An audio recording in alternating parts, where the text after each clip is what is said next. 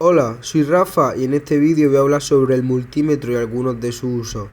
Recordemos que un multímetro es un instrumento capaz de medir los diferentes tipos de magnitudes eléctricas, como la tensión en voltios, la corriente en amperios y la resistencia en ohmios.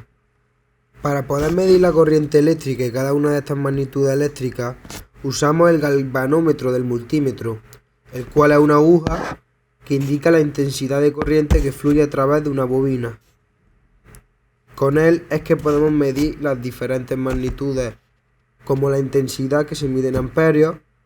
Llamamos intensidad al volumen de corriente eléctrica que está circulando a través de un elemento eléctrico conductor. La tensión o el voltaje, que se mide en voltios, que es la magnitud que establece la diferencia de potencial eléctrico que existe entre dos puntos por un mismo conductor, alimentándose un aparato eléctrico, es decir, el voltaje es el encargado de medir la potencia y energía que se da entre ambos puntos extremos. O la resistencia en ohmios, es la resistencia que ofrece el paso de un conductor. Los ohmios se utilizan para medir la cantidad de resistencia eléctrica que existe en un circuito. Es una unidad de medida similar a amperios y voltios. Existen dos tipos de corriente eléctrica, las monofásicas y las trifásicas.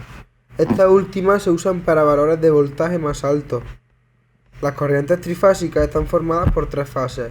Son tres corrientes alternas diferentes que dividen entre tres la potencia de la instalación y su tensión suele ser de 400 voltios entre fase y fase y 230 voltios entre fase y neutro.